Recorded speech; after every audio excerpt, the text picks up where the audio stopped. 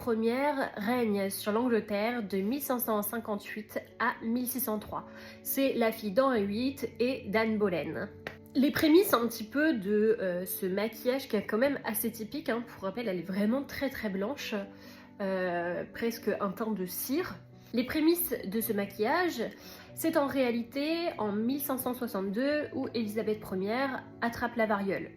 Elle survit, donc c'est déjà très bien. Mais par contre, elle a du coup des cicatrices vraiment partout sur le visage. Donc pour pouvoir camoufler ces cicatrices, elle va se maquiller. Elle va utiliser en maquillage ce qu'on appelle la céruse vénitienne. C'est un mélange de plomb blanc et de vinaigre. Donc vous imaginez déjà l'odeur avec le vinaigre. Je sais pas comment sent le plomb blanc, mais déjà le vinaigre, voilà. Par contre, franchement, c'est très réussi puisqu'elle se retrouve vraiment avec un teint. Elle se retrouve vraiment avec un teint extrêmement pâle.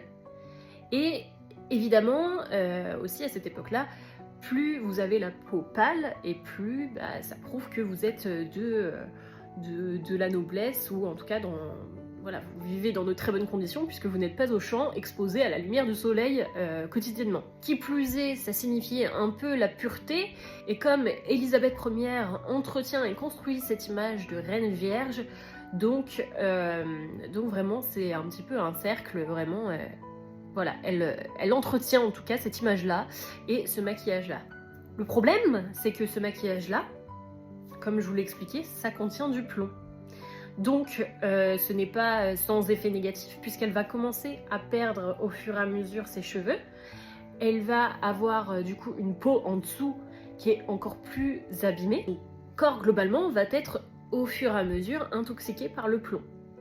Donc c'est-à-dire que c'est un peu un cercle vicieux, puisque du coup le maquillage va abîmer sa peau en dessous, donc elle va encore plus en remettre. Vous voyez, c'est vraiment...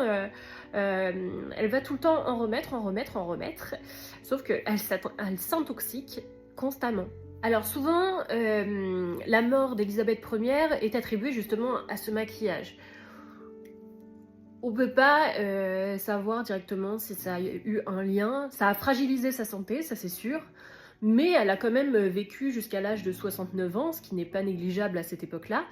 Donc pour le coup, est-ce que ça a eu un réel impact et qu'elle est morte prématurément à cause du maquillage? C'est pas du tout prouvé, hein. Finalement, ce maquillage blanc est devenu un masque de pouvoir, une image qu'elle a façonnée, un peu du coup au prix de son propre corps en dessous. Si cette vidéo vous a plu, n'hésitez pas à liker, à partager et à republier, et on se retrouve pour une prochaine vidéo.